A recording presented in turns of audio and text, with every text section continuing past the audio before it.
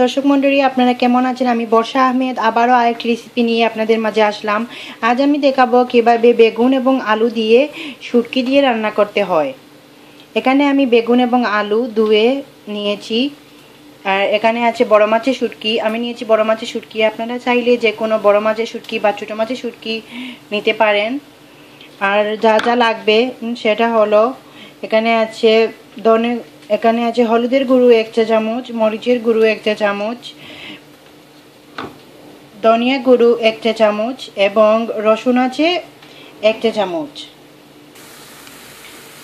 Fry প্যানে এখানে দেখতে পাচ্ছেন ফ্রাই প্যানে আমি আগে থেকেই একটু 2 টিস্পুন তেল দিয়ে তেলের মধ্যে পেঁয়াজটা দিয়ে দিয়েছি। পেঁয়াজ লাগবে একটি। পেঁয়াজটা বাদামি রং হবে। পেঁয়াজটা যখন বাদামি রং হয়ে যাবে তখন আমি মশলা দিয়ে দেব। দেখতে পাচ্ছেন পেঁয়াজটা একটু বাদামি রঙের মতো হয়েছে।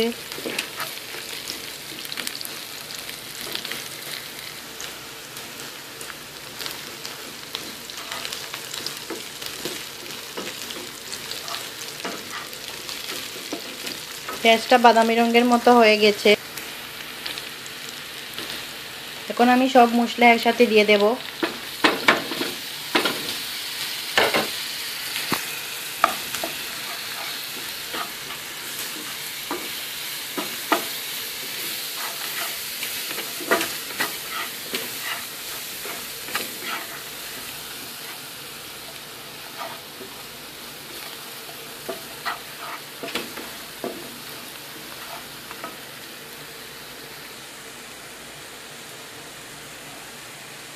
এখন আমি লবণ দেব স্বাদ মতো।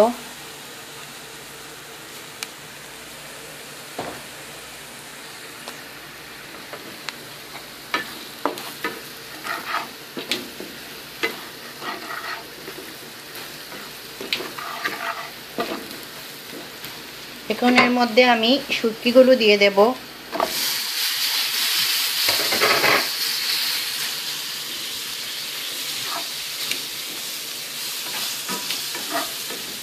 ভালো করে মিক্স করতে হবে।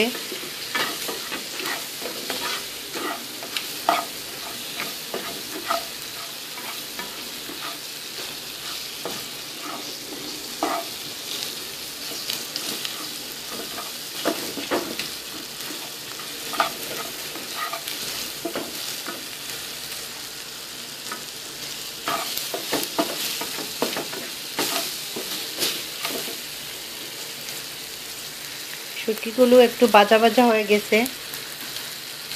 এখন আমি একটু পানি দিয়ে দেব শুটকিগুলো সিদ্ধ হওয়ার জন্য।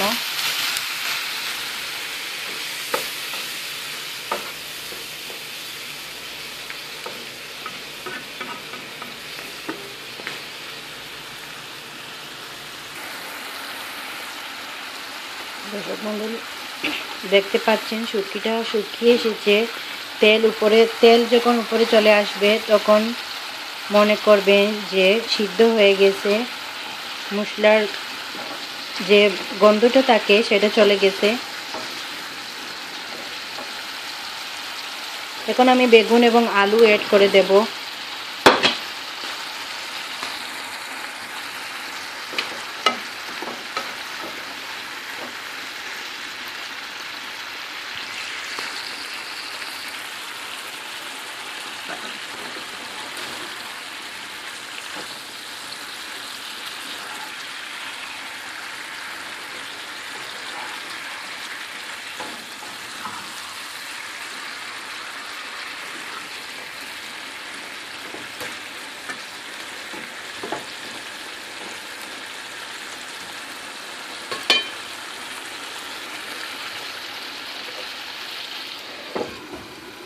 এখন ঢেকে দেব 5 মিনিটের মতো।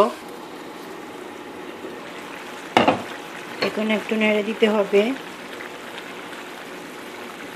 বেগুন থেকে প্রচণ্ড পানি বের হয়েছে দেখতে পাচ্ছেন। এখন একটু পানি অ্যাড করে দেব যাতে বেগুন আর আলু একেবারে সিদ্ধ হয়ে যায়। এখন ঢেকে দিতে হবে আরও 5 মিনিটের মতো।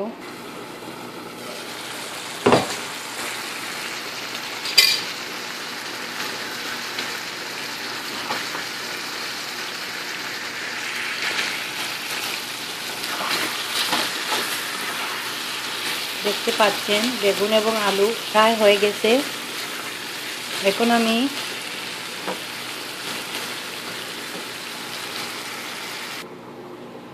দেখতে পাচ্ছেন বেগুন এবং আলু একদম হয়ে গেছে। এখন এর উপরে আপনারা ধনিয়া দিয়ে দেবেন, ধনিয়া পাতা কুচি,